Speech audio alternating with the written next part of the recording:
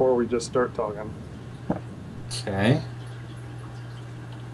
I wonder. Okay, it says current stream's currently offline.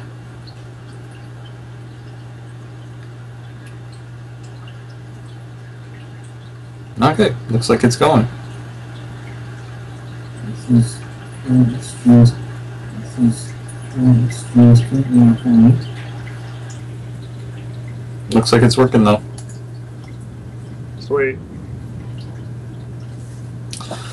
So welcome to the DG Podcast, episode 116B. Very experimental episode. Yeah. We're currently streaming the us recording this as we are recording it. So let me assure you that it's been one huge bout of trial and error here. Yeah, it was a good hour and a half, 2 hours. Yeah. I downloaded a couple programs and tried them out. Couldn't find anything that worked but Yacam. Rhett tried a couple things as well. And I was mainly just goofing around in the code, hoping I could find some secret, but yeah. Well, we're back to using Yacam and XSplit. So XSplit is new this week, right? Yeah, previously we've done... We were doing it with Minicam. We were using Open Broadcaster using Minicam, which was probably the worst way to go about it. Oh, boy. So, yeah, today we've got this attempt going. Hopefully it will be something we can repeat, or if not, we can find something better. Let me tell you, nothing seems to want to talk to anything else that we've tried, so... Not really. At least for your viewing pleasure, you can watch me lose at Call of Warhammer. So, anything new? Yes. If it wasn't for this game currently, I would probably be playing Metal Gear Solid 5. Because I bought it. And I talked about it on the podcast. I freaking did an hour of podcast solo. Right. And without even knowing it, because I know Jason sent me some audio out of the kindness of his heart, because he's like, oh, Rhett's going to do it solo, I'll record some stuff. You did like 27 minutes. I know. And lo and behold, I go to add that audio later on, and I was like, oh, crap. There's 27 minutes of audio. Where do I put this in addition to the hour? The hour, I might remind you, that was so jittery in the broadcast, I might as well not have done it. Like, Chance sent me an example of the video that we had recorded, and he just sent me a bunch of still images of him doing something and then being in another position. Which was just kind of douchey of him to do, honestly. But that's kind of the person he is, though. I know. I have some speculation as to why it went so badly. Yeah. Microsoft Edge is so taxing on a PC. Uh-huh. I had all my stories open on Microsoft Edge out in front right. of me. And I had like 20 stories, and all of them were slowing down the stream, is what I'm guessing. Could be. And the reason why it went so much faster the last time we streamed is we had them all set up in the emails. So I would open them one at a time so that we could read them, and that way I only had one page open at a time, and then I would close it and then open the new page. Well, maybe we need to keep doing that then. That or use a different browser. Yeah. Be smarter about it. Well, that's the funny thing. I've heard a couple of people that have experimented with Edge, and they've been pretty happy with it. I like a lot of the things you can do, but it taxes... Now, I've read into why Edge is taxing my PC so much, the memory and stuff. And there's some speculation that there's some sort of JavaScripting that's not gelling correctly. It's not working with it's not playing right with the JavaScript. Yeah, and so you can disable it, and apparently it'll make Edge run 100% better. I haven't yet figured out how to disable it, but... Because I was talking to somebody, and they said that they loved Edge. They thought it was great. And for them, it was working fine. It didn't slow down their computer like it's been doing yours, so...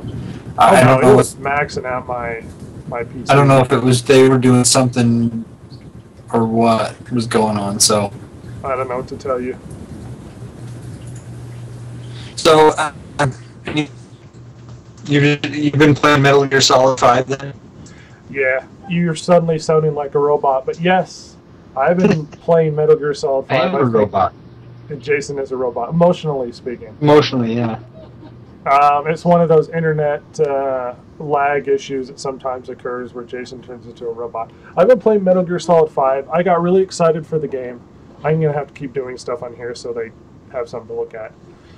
The game's a lot of fun.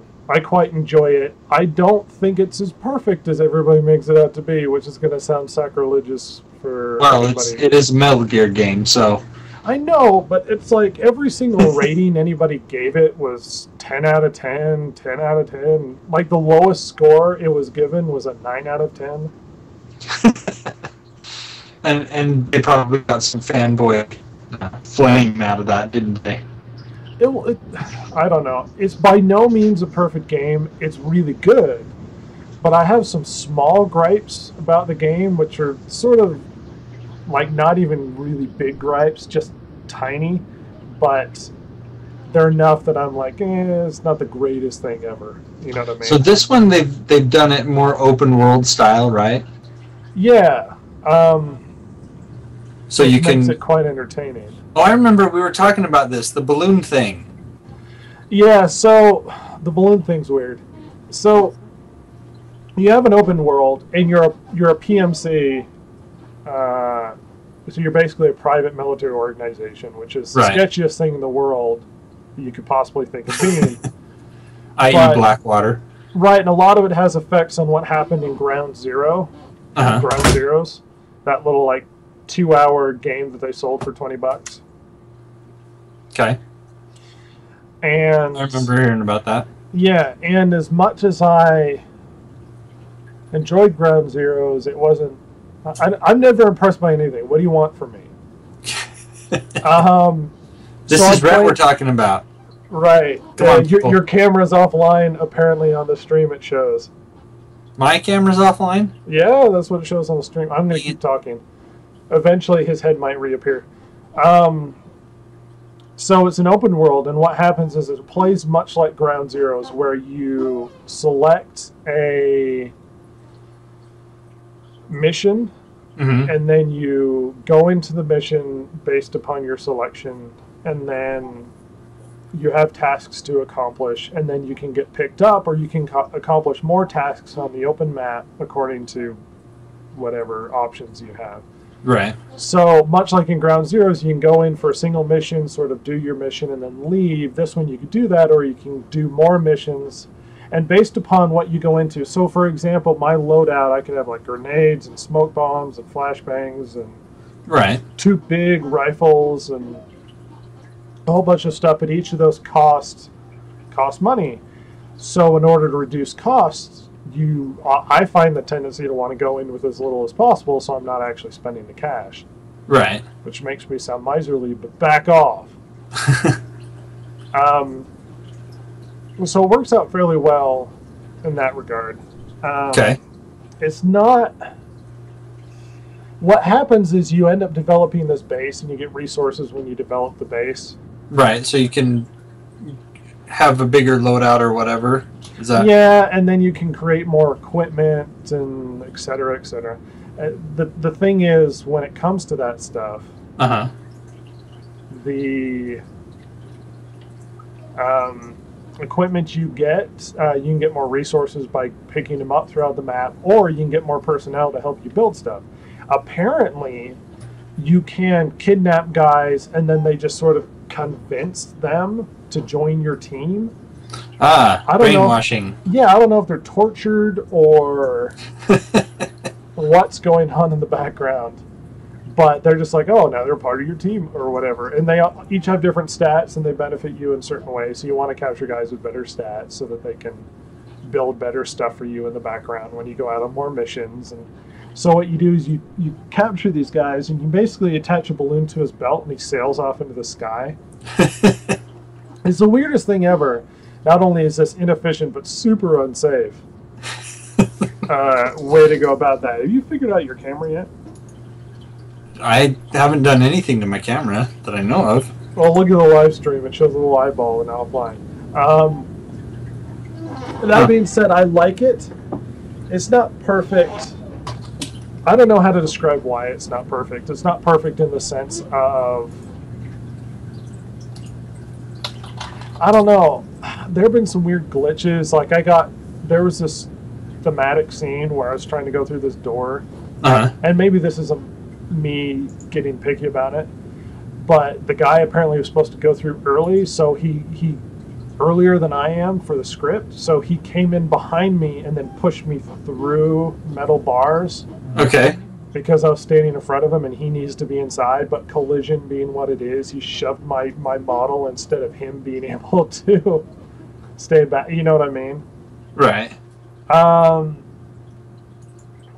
It's got the same goofy sort of Metal Gear stuff to it, where it's the best way I can describe it is G.I. Joe, but made by Japanese people. So it's a little weird at the same time as it's a little military-esque, and it's overly, like, long-winded. Like, Kojima thought he was the greatest writer ever in the face of the world. So whenever he writes anything, it's like he's always trying to share a message of some kind that's sort of unnecessary, and you know what I mean? Right. It's like everything's got some sort of political bent, and it's like, come on, Kojima, just calm down. I get it. You don't like war stuff. There's always a conspiracy all the time.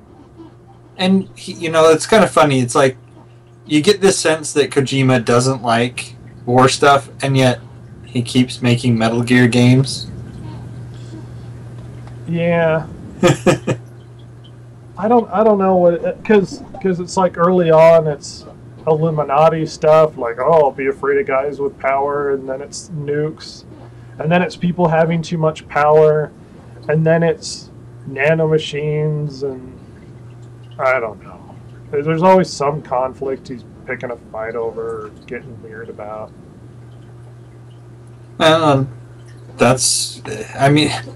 If his games hadn't been successful, he would have had to stop doing this. You would have thought. Yeah.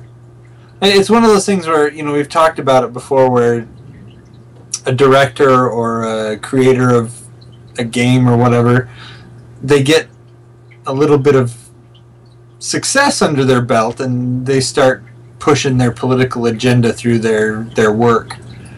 It's one of those annoying habits they have. Refreshing your camera right now if anybody's looking at the screen and wondering why nothing's happening. Jason his head has to be in here. I wonder if it's, habits they have. Well, it looks like it's... No, I got it. Keep going. It looks like it's working, so... Keep talking. I just refreshed it. I've been up with my family building the cabin. I smashed my thumb today. With a hammer. Yeah.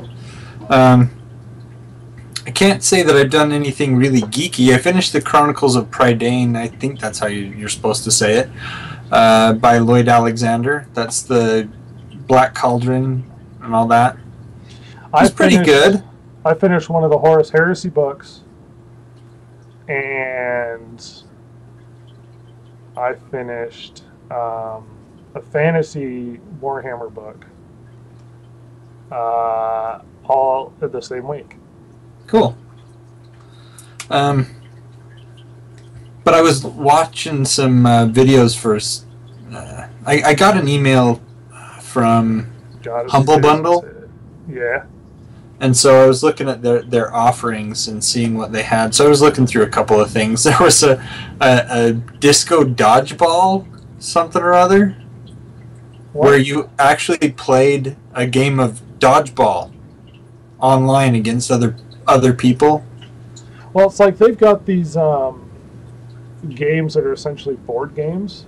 But they figure out a way to create the board game in a digital version, like the werewolf one. Have you ever played that one? Mm-mm. Where everybody guesses who the werewolf is. I've played one that's like that. Mafia? Yeah, similar. I got Jason's head back on here. Hooray, internet. So yeah, I've okay. So they have something like that where one person is designated as the werewolf, and it's like an MMO kind of thing. Well, sort of. So everybody goes to sleep, and then everybody wakes up, and then somebody's dead, and they all have to sort of make accusations based upon certain things, depending on which version of the game you play.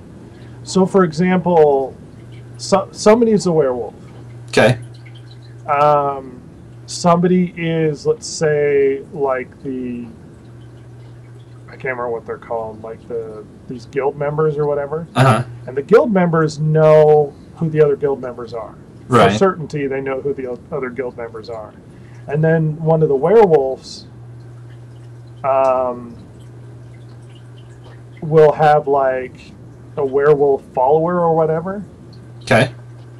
Which makes it even weirder because the werewolf follower will do everything he can to make sure the werewolf survives because he wins if the werewolf survives and he dies. Like so the blacksmith. If the werewolf follower dies, but the werewolf lives, or am I getting that back? As long as the werewolf wins, even if the werewolf follower dies, it doesn't matter. I'm sort of phrasing this badly because I've only seen people play it. I've never actually played it before. At any rate, sort of people know certain things. Like there's a mystic person who can look at one person and see what they are, and then there's another person who can switch other people's roles. So everybody's guessing who the real person is, and there's always this sort of debate as to who the actual person is, and the whole goal is to find the werewolf and kill them. Right. And the werewolf's goal is to spread enough doubt and accusations to survive long enough to make it to the end where everybody dies. Where he kills everyone? Yeah, it's very much a backstabbing game. Lindsay played it with a bunch of gals from church for some big church activity. And she got so into it, she like cried when they accused her and stuff, and she absolutely was the werewolf. That's funny. Which makes it makes it so that I go, oh well, if I'm playing a game with her, never trust her because she's always gonna have all. She's gonna. Motives. Yeah. Yeah. I played Mafia once, and I actually managed to live a bit longer in that game. I was just one of the normal townsfolk or whatever they were calling us at that point. But somebody nominated me, and so I kind of used a reverse psychology technique. I said, yes, I am the mafioso, vote for me, and it put them off. They're like, wait, why are you saying that you are? You're supposed. And so I survived a little bit longer. They eventually decided that I was the mafioso and executed an innocent person, but whatever. In the werewolf one, you can actually, one person is the hunter. If the hunter dies, he gets one last minute shot at anybody he wants to. So if they kill the hunter and they accuse the hunter and kill him, then he can at least go, well, I suspected this person because I know I'm not the werewolf. So this is the other suspected person, and I'm going to shoot him as I die. And theoretically, he can like go out taking the werewolf with him. If he's right. Well, yeah, or he just kills some innocent person. Or he just kills somebody randomly. Yeah. Very much a backstabbing game, but I thought it was kind of interesting that they had this. Seriously, it was dodgeball as a multiplayer online game. I thought, okay, it's rather interesting. They also had a rather interesting take on mini golf. I forget what it's called, but it was a steampunk mini golf, and you played it from like the ground up, and it sounds like when you're down on the ground,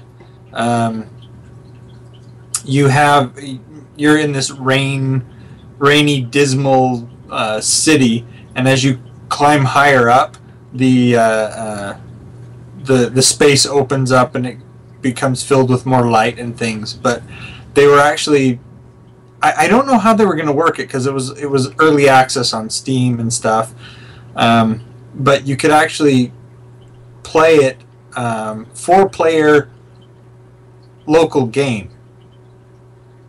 So I don't know how they were supposed to work that in, but it was going to be like a multiplayer online game as well. So I guess maybe if you just 4 of you were sitting at the computer and you just rotated your turns. Yeah, like when they used to do those strategy games, but it was like hot seat. Right. Part of me makes me think, oh, well, early access, don't buy in early access, because a lot of early access, I think it's like a fourth of all early access games never make it to full version. So it's like, don't buy early access, it's a mistake. But I own, like, in retrospect, I own 2 early access games. Mordheim is one of them, isn't Mordheim, as well as Darkest Dungeon. All right, which is still technically early access, despite the fact it's got a lot of content out. It's interesting. But yeah, I mean, to be fair though, the versions I have now, like, I embrace the fact that they were early access because the amount of content I actually possess now was worth it to me to purchase the game.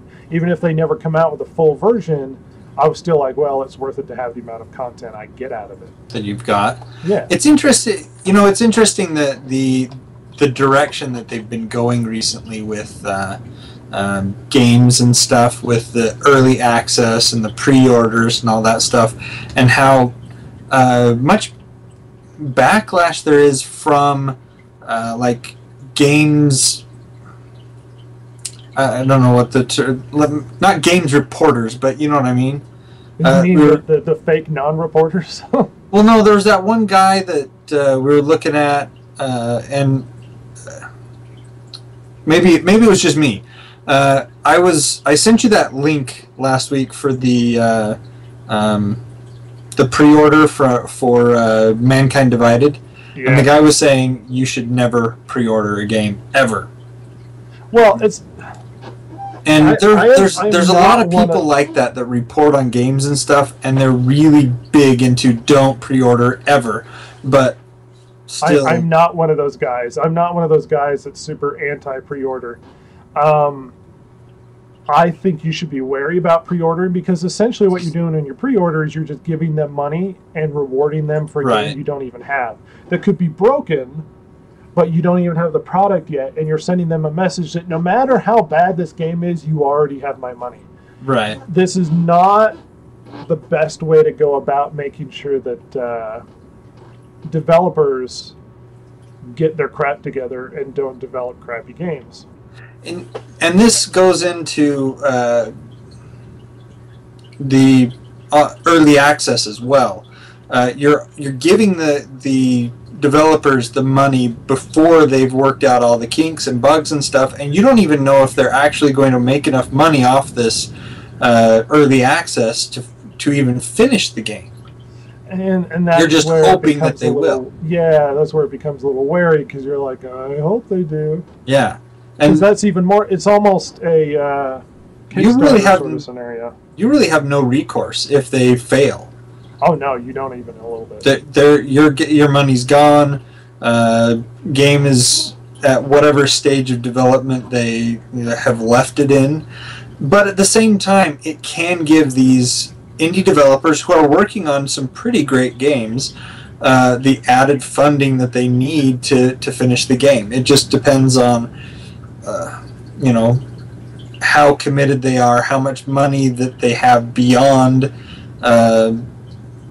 the early access money, and how much how much they make off of the early access, if it's going to give them enough money to keep going. Really, they've got to hope that they make enough money off of the final release to keep going. Otherwise, they're out of business. Well, with Kickstarter, you're investing money in the future game that might be. Right. In early access, you're investing money in a game that already is, and you want to see like fully in the game. None of these I say are bad things, but you have to understand the risk involved with both scenarios. Oh, exactly, you really do.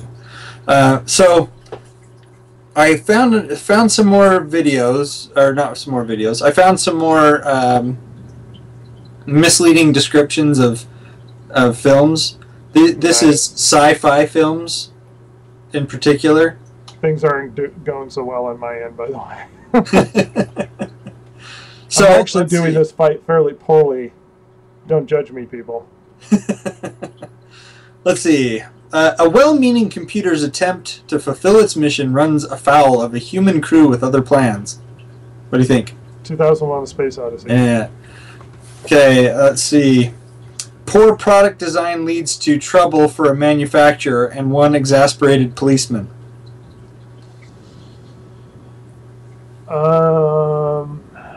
Poor product design? Yep. Does that actually work? Or yeah, it kind of works, yeah. I'm gonna lose this fight. I know, no idea. Blade Runner. That's not that great. Okay, an interloper endangers the life of a small boy in a desperate attempt to get home. Endangers the life of a small boy in a desperate attempt to get home. The interloper or the small boy? The interloper endangers the life of a small boy. I have no idea. E.T. That's really trying not to make it seem like this is we're describing E.T. Like that's going out of its way. That's like saying Lord of the Rings. Some guys go for a walk. Like, what do you mean some guys go for a walk? Well, that's what they do. They go for a walk. Like, that doesn't describe anything. Okay, let's see. An employee at a garbage dump abandons his job to pursue a woman he's just met. Oh boy. I think the movie I'm thinking of, I can't remember, but I don't think that's the actual movie that this is. Wall-E. Okay, that's not even close. Somehow, you ever see that old sort of environmental movie with oh boy. Is it the Emilio Estevez? Yeah, where they were garbage men. Yeah. Like, that's exactly what I thought about. And I was like, this is not the best. Like, I guarantee you this is not the movie they were thinking of, but for some reason that's what got in my head. I was like, oh, yeah. Okay, let's see. A visitor tries to blend in with the crew of an Antarctic base, but finds attempts to become one of the guys is met with suspicion and resistance. The Thing? Uh-huh. Let's see. An ambitious young man's career choices confound his wife and his immediate supervisor. This one isn't... Not even close. Well, it is, but Like, it's accurate, but it's not. Yeah. I don't know. Revenge of the Sith. Oh, come on. That's the worst. Okay, this one's probably pretty bad too. A child's attempt to find his parents lead to misunderstandings on a galactic scale.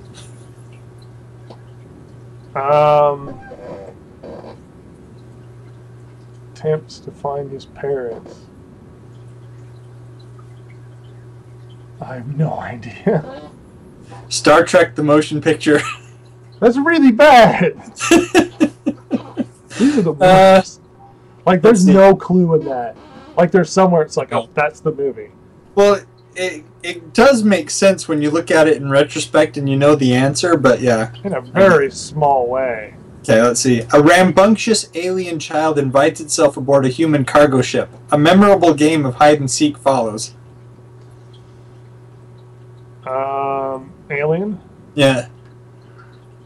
Okay, you might...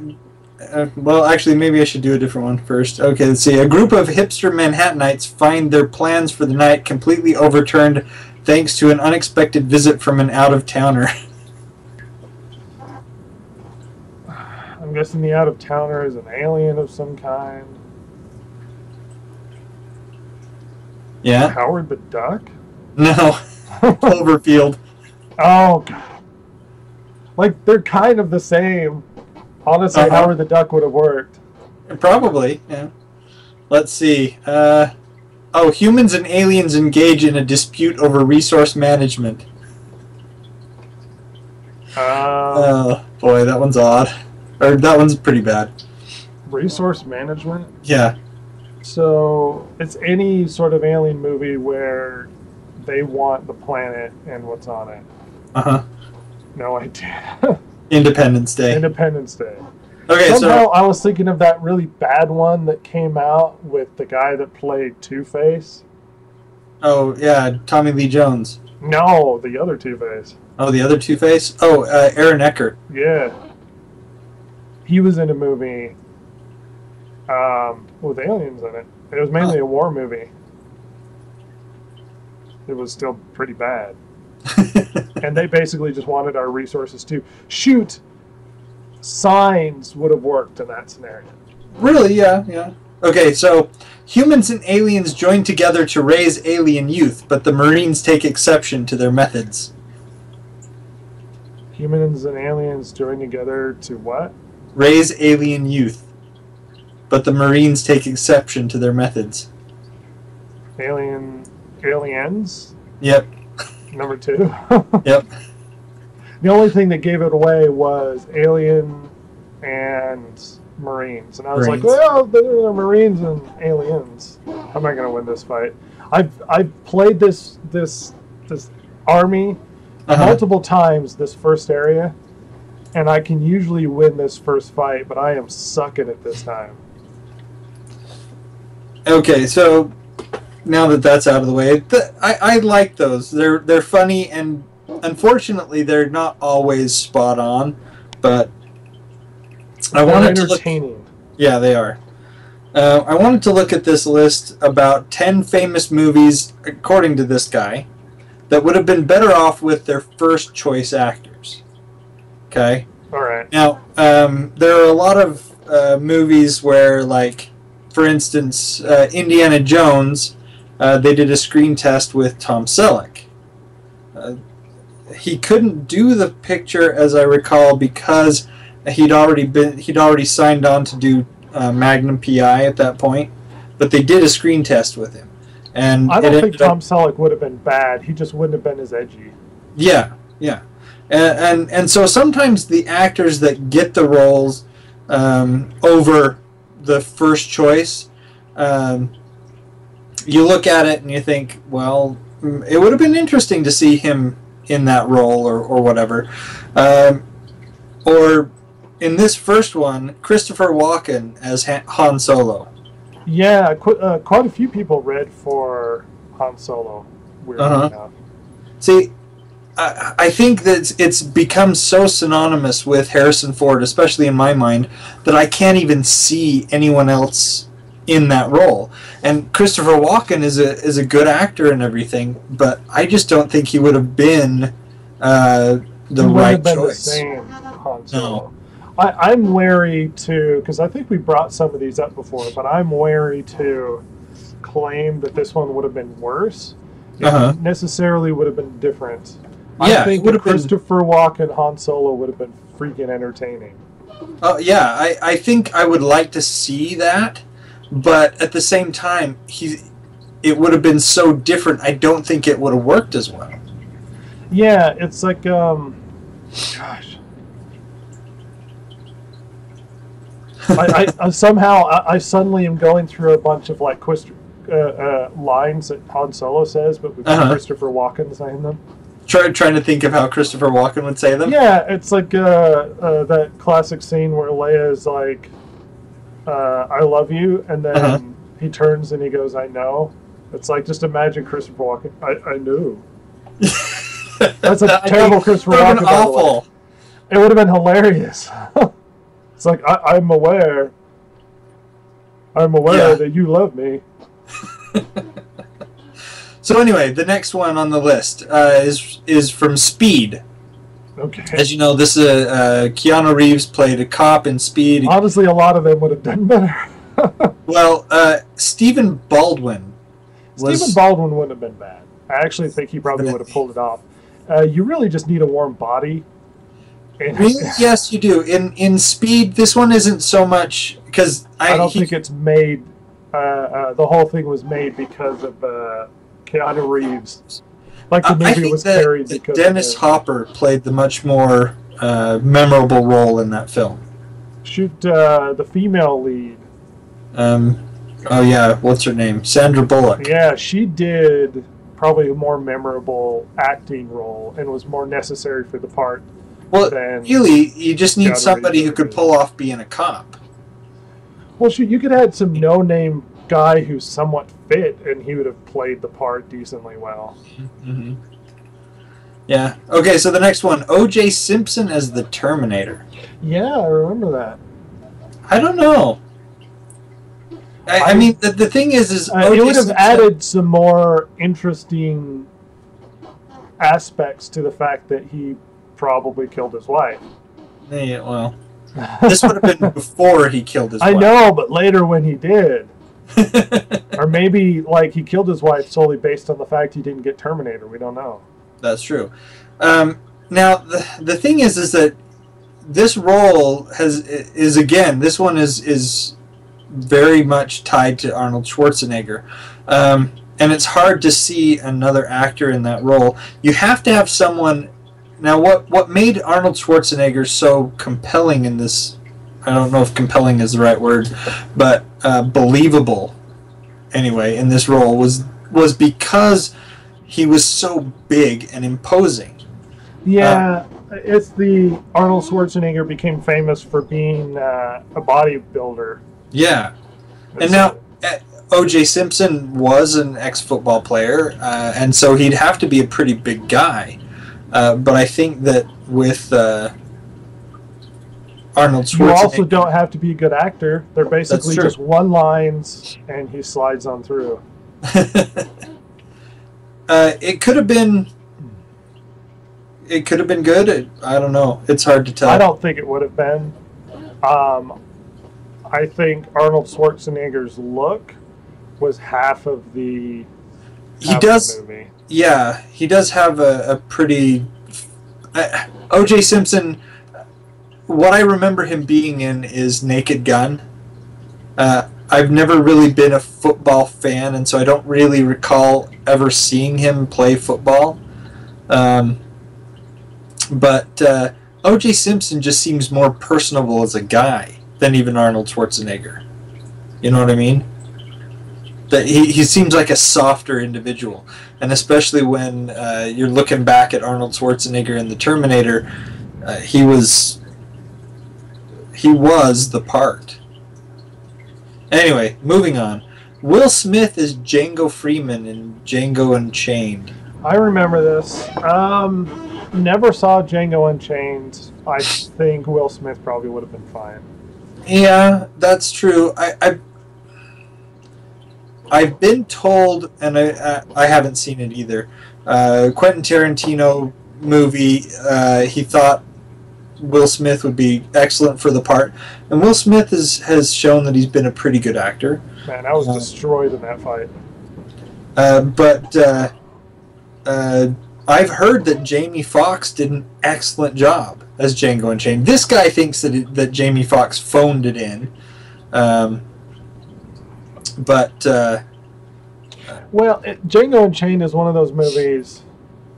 I'm gonna quit and try that fight again. Django Unchained is one of those movies where it's like watching Schindler's List.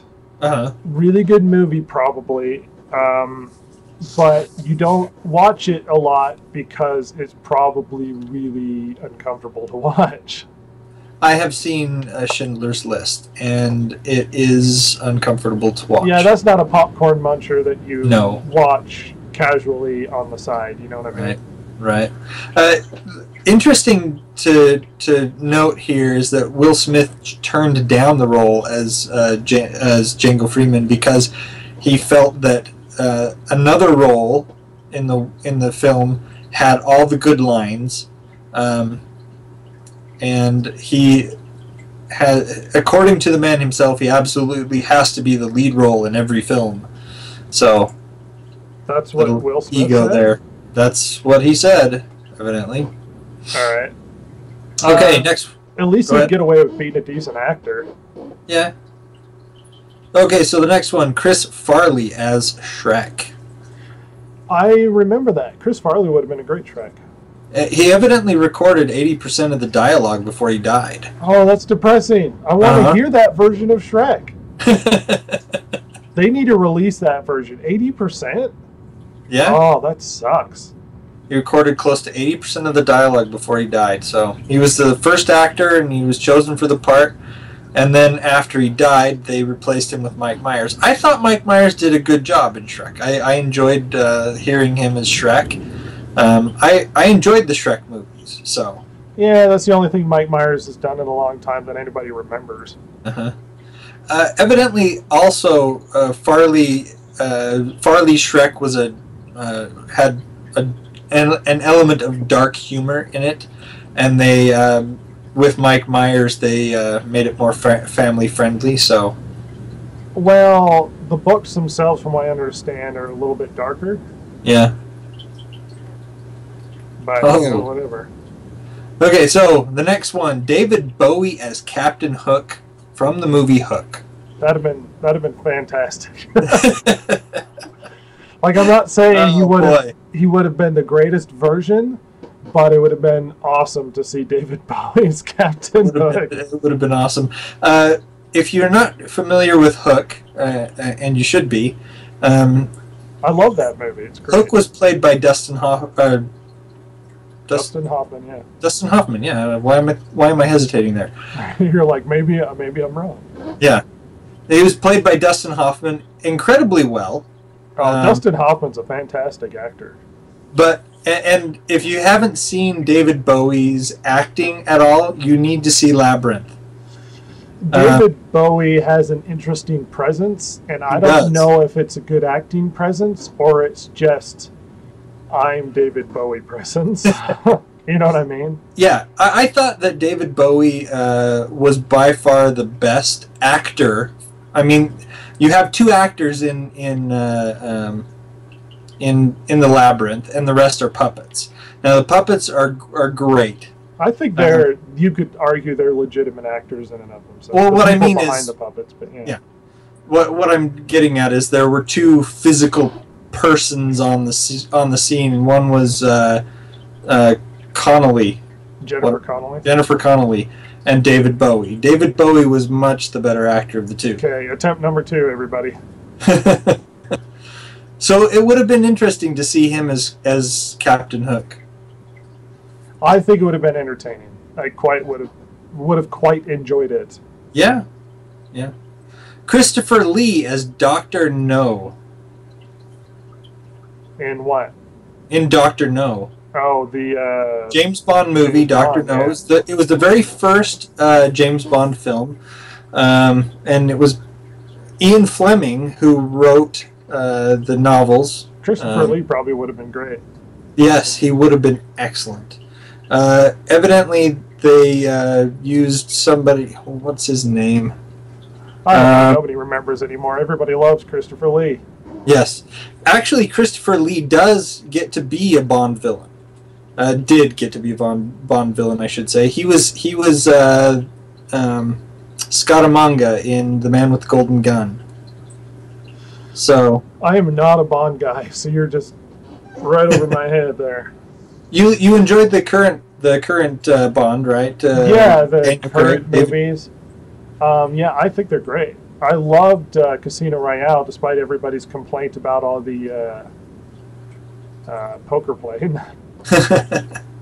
Well, it was interesting that they went with poker. Well, it was actually Texas Hold'em, the version. Yeah, and in the book they played Baccarat. So yeah, boo. Nobody knows how to play Baccarat. Which is why they played Texas Hold'em poker. And it's like the more entertaining version of Texas Hold'em too. Yeah. So the original, so the first. It's interesting the way that they've been doing this. The first Bond book was Casino Royale, if I remember right, but they turned Dr. No into the first Bond movie, and he wasn't a very remarkable villain as far as they go. he was pretty lackluster compared to some of the other ones, but he was okay. But yeah, Christopher Lee, Ian Fleming, as I was saying, wanted him to be Dr. No, and Ian Fleming was the one that wrote the James Bond novels. Okay, let's see. I'll always fall back on the writer's opinion on that stuff, because his vision of who the character is probably better than yours. Right.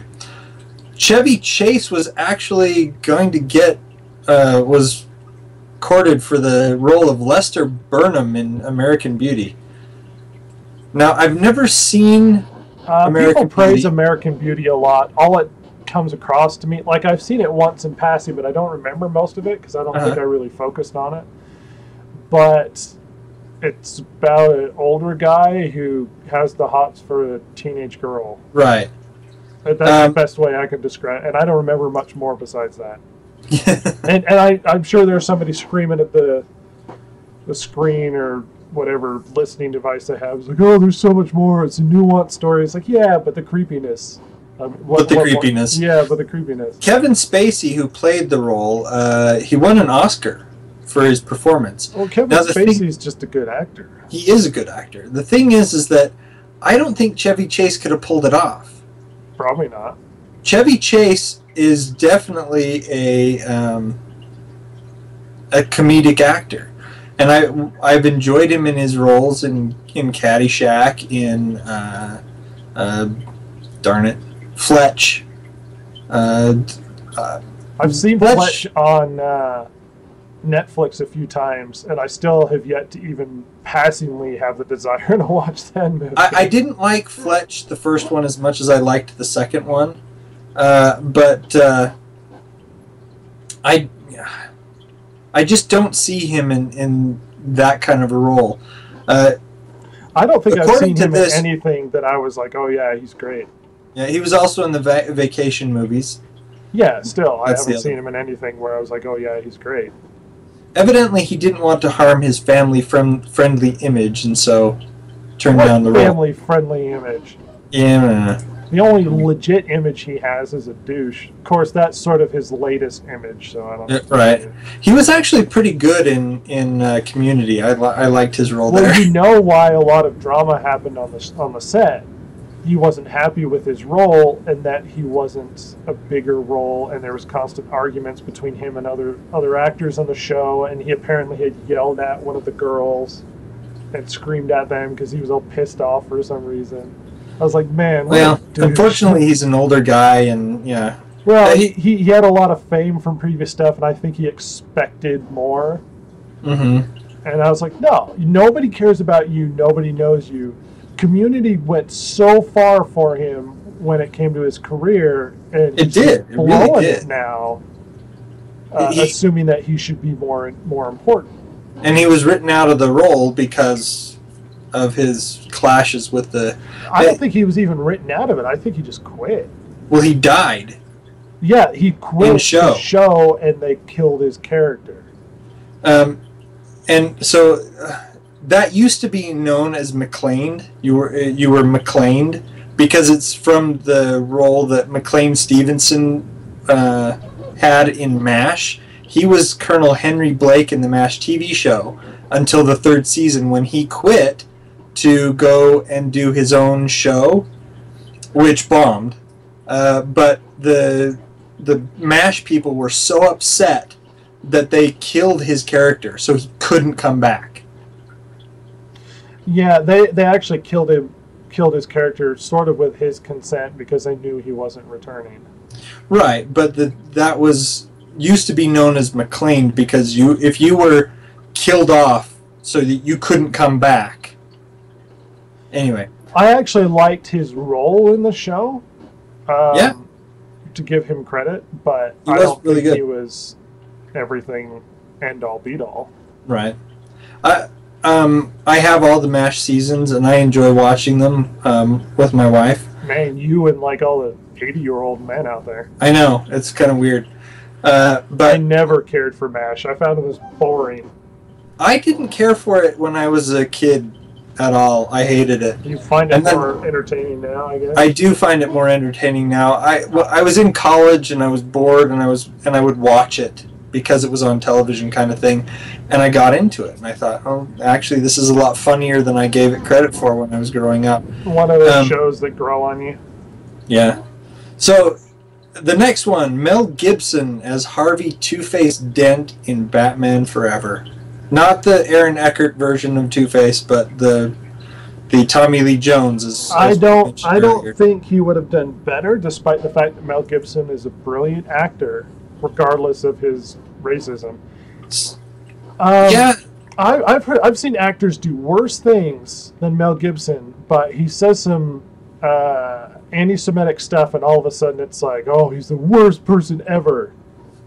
It's like with Hulk Hogan, who's all in trouble now for saying racist stuff. That doesn't take away from the fact that he was a really entertaining wrestler. It just means he's a crappy human being. right. It's like Mel Gibson's one of the best directors out there. I think he's better than most of the really well-known directors right now.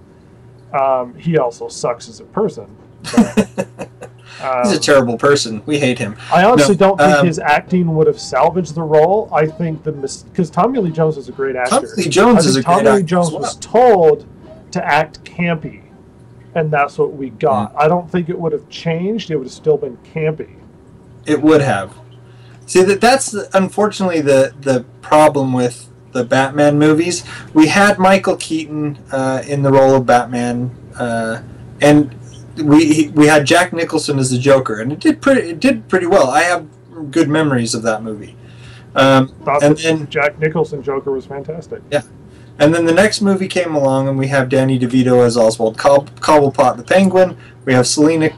It was Michelle Pfeiffer as Selena Kyle, and again with Michael Keaton as Batman. It was a decent movie.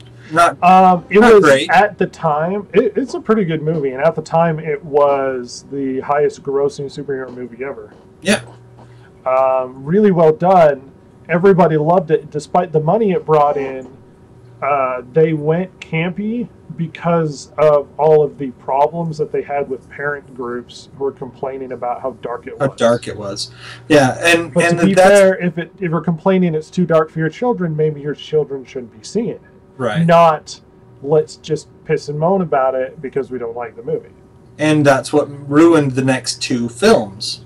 Because I think they went campy. I don't blame Tommy Lee Jones for Two-Face. I blame Schumacher. Right. Because I think he told him to be campy. I think that was a directing issue. Yeah. So the last one on this list, evidently Sylvester Stallone and Arnold Schwarzenegger could have been the two actors in Face Off. So, I don't know. I don't know how I feel about that. That could have been awesome, and it could have been terrible. I also don't think that Face Off is the greatest movie ever, so I don't know what to tell you. No, it's not the greatest movie ever. It was passable. It was an action movie. It's memorable.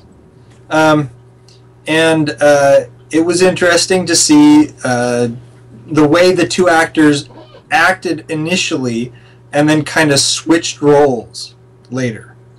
I'd have to see that again, because I've heard some really good things about how they were able to transfer. And then I've heard comments of, when one person started acting the other person's job, he was able to do it so well because both of them act poorly. So they can mimic the other person's bad acting. It is a John Woo film. And John Woo is great, but... Well, he's got good action movies. I wouldn't say he's the... He's not Shakespeare, but what John Woo does... He does action movies well. Well, what he does better than anybody else is he tells a lot of story through action rather than through dialogue, like most directors learn how to do. Well, that's it for that list. If there were any actors that you felt should have gotten a visit on that list, let us know. Because there are a lot of actors that were given the choice for a role or were courted for a role and ultimately turned it down to go to a second actor. For instance, in the TV series Moonlighting, the actor that played the FBI agent in Twin Peaks read for that role as well. No. Yeah, so. That weirdo. Yeah. Anybody who's attached to that movie is now instantly weird in my mind. What a weird movie. But, you know, it could have been an entirely different series if Bruce Willis hadn't been chosen to play in that series. Huh. So, in our tournament tonight... Oh, boy. Yeah. We have Solid Snake versus Strider Hear You. Solid Snake from the Metal Gear series. We discussed... I don't know if... No, it was when we were discussing Metal Gear Solid 5, because we were talking about how Solid Snake is a clone of Big Boss. Yeah, right? yeah. And how his Solid Snake, Liquid Snake, and Solidus Snake. Right. Supposedly, all the other Snake clones got all the good traits, and Solid Snake got all the bad traits? If I recall, it's been a while since I've been through it, but they're all clones. Honestly, naming those names, they sound like what an art student might name the leftovers in his toilet. A solid snake, a liquid snake, and a solid snake. and you go, oh, that's terrible. And then you go, yeah. Well, you might be right. That's still disgusting. I'm sorry. It's just he's writing poetry and he thinks he's deep. It's not my fault he sucks at it. So Solid Snake is an expert in hand-to-hand combat. He has advanced weapons training. He's tougher, stronger than an ordinary individual. Yeah, he's one of the... He's think of like super soldier, right? Just not Captain America level super soldier. Okay, so he's and he's up against Strider Hear You. Strider, it's hard to classify him. I always think of him as a ninja, but I'm not entirely sure that that's the right classification for him. He's like future ninja. Future ninja. That's yeah. I actually went and did some research on Strider as well. They had a recent Strider game come out. Yeah, a recent, which is actually pretty well done, I thought. I keep thinking that I need to buy the full version of the game. Actually, yeah, I keep having that same feeling, like, this looks awesome. I keep it... Every once in a while I sit down and I break out the demo and I'm sitting there going, why haven't I bought this game yet?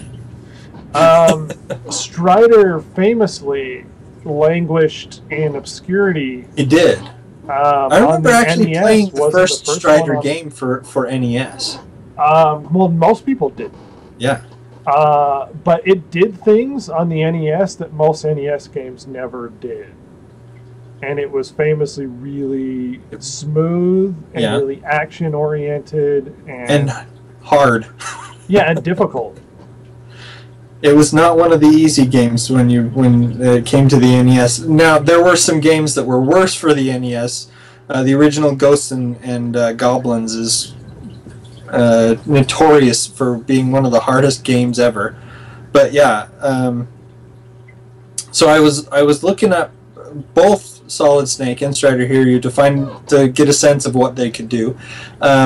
Strider Hear You is, again, he's a master at hand-to-hand combat. He has a plasma blade, futuristic tech. His abilities... If anybody's entertained by this combat, it's really just been a grind in this one street. If you're all I've been doing is trying to fight my way through this street, and they keep sending skeletons to fight me. That brings up another topic, but evidently Strider can move fast enough that he can leave an after image of himself.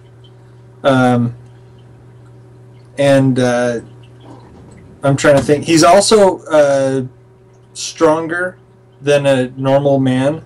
He's possibly stronger and faster than Solid Snake. Probably, I would guess. So I don't know. I have a leaning towards Strider in this fight, just from what I've read of him.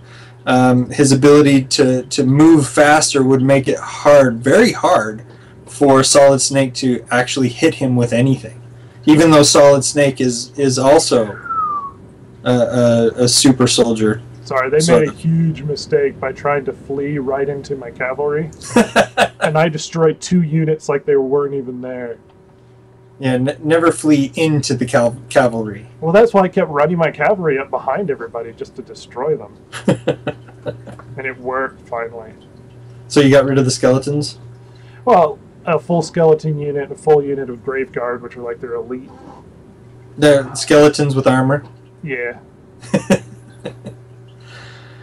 So what do you think? So the problem with the Solid Snake is you're going to run into the Batman argument. Solid Snake wins because he's Solid Snake. Right. The other problem you're going to have is Solid Snake has fought a lot of people like Strider. Okay. Namely because he fights a lot of weird sort of beings, and he always figures out a way to get around them or beat them in a clever way. Okay. Whether or not it's like fighting a giant Metal Gear or Psycho Mantis, who's a psychic guy who makes it so you have to, like, he can read your moves and you can't beat him. So what you do is you have to switch the controller into the other port. I remember that one. Which is classically one of the coolest moments in gaming. Because you're like, oh my gosh, he knows things. And he's like, you've been playing a lot of Castlevania or whatever, because he looks on your memory card. Right, to see your saved games, yeah. He's used to fighting a lot of these people, a lot of these faster, probably more capable fighters. Mainly because he has to adapt a lot, and he's probably the most overall adaptable individual. Adaptable, if you know what I'm getting at. Okay. Does that make sense? Yeah, it makes sense. And like you said, it's he wins because he's Solid Snake. The thing is that Strider is so freaking fast, and he deals with people who have guns frequently. He does. Like future guns. Despite the fact that everything Metal Gear Solid is like always 40 years ahead of what it should be. Right. Like I'm playing the new one, number 5, which is something like 84 or 5 or something like that, during the first Afghan war with Russia. Right. And he's using a tape deck and a thing on his mobile device that has like holographic imagery. It's like you were way early on that stuff, dude. He's got a tape deck and a holographic device? Well, it's like the stuff, it's like the stuff that he has, we're barely getting to the point where we can kind of do that. Right. And part of you goes, no, there's no way, Solid Snake. See, I guess you got an interesting fight here, because Strider takes on people and things that are bigger than himself as well. And he is, as you said, he's very fast, and he deals with people with guns, and he carries a sword into a gunfight. Thing is, Snake is very good at what he does, and he deals with guys with swords frequently. You know what I mean? Very true. Futuristic plasma swords? What's his name? The ghost dude from Metal Gear Solid Combat Evolved or whatever it is. Not Combat Evolved, that's Halo. The first Metal Gear Solid for the PlayStation 2. Okay. No, PlayStation 1. He fought a guy with a sword who could turn invisible and stuff. He also fought a cowboy. Well, let's just give it to him. I mean, if he can take out cowboys, no. Cowboys guns. It's just the nature of it. Every single game you're thrown a bunch of weird, very capable enemies, and you're expected to just sort of figure it out. Right. And that's what he does, is he just sort of figures it out. He approaches everything with a soldier's perspective, but he always is able to adapt to the scenario no matter what it is he's dealing with. Now, the argument about being Solid Snake and being up against other individuals, I almost think we need to take this back to their capabilities, because if you take it back to the capabilities, I mean, Snake is not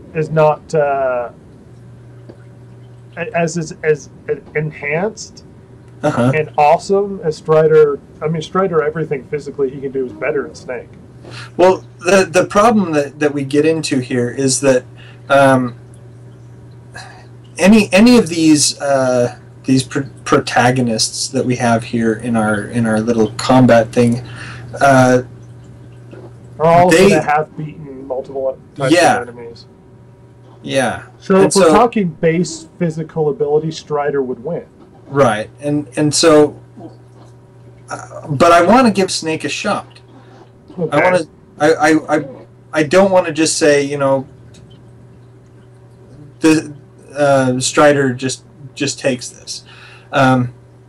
Strider would probably at the same time, I don't want to just say, Snake takes this. Strider would probably run at him, and Snake would dodge in some way, and he'd be firing guns at him, and then Strider would be bouncing around going for getting close. Right.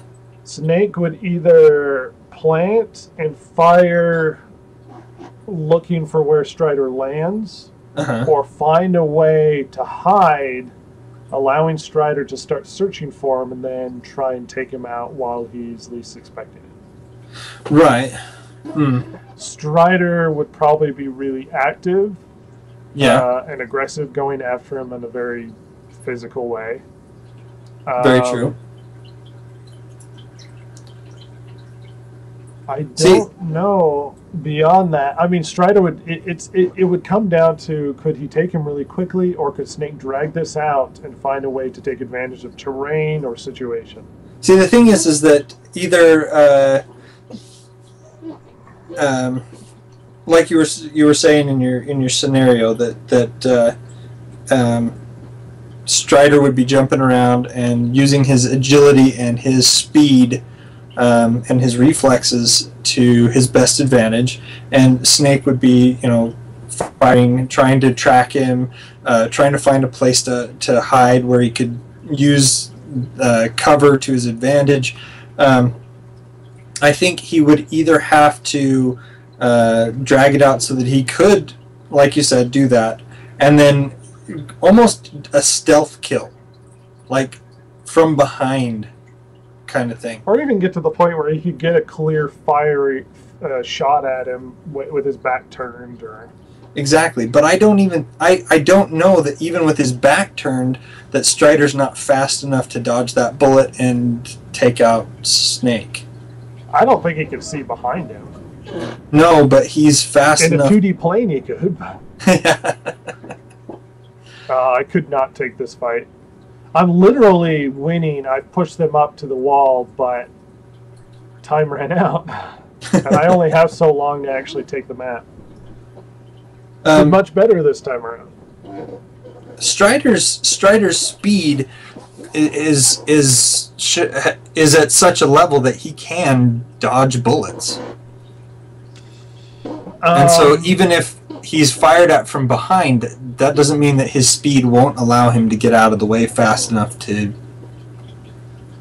Right, but Snake's whole goal is to maneuver in a way that he can get a better, I guess, advantage of the situation. Yeah.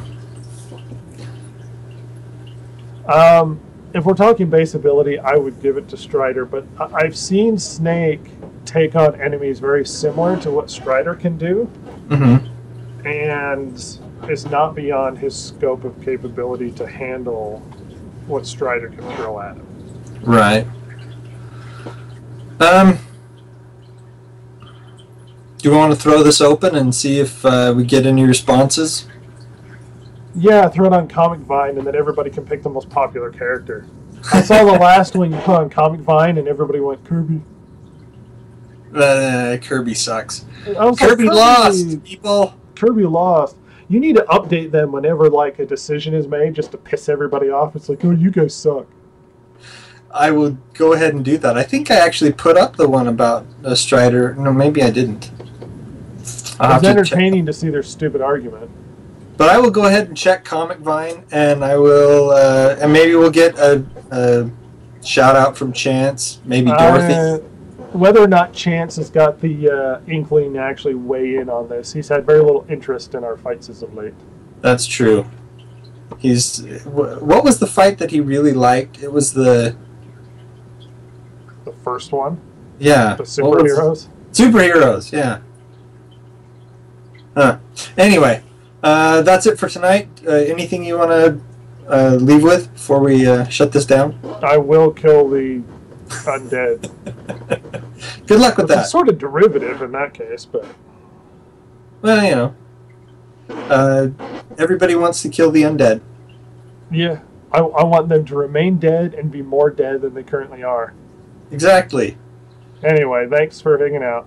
Yep. Later. Bye.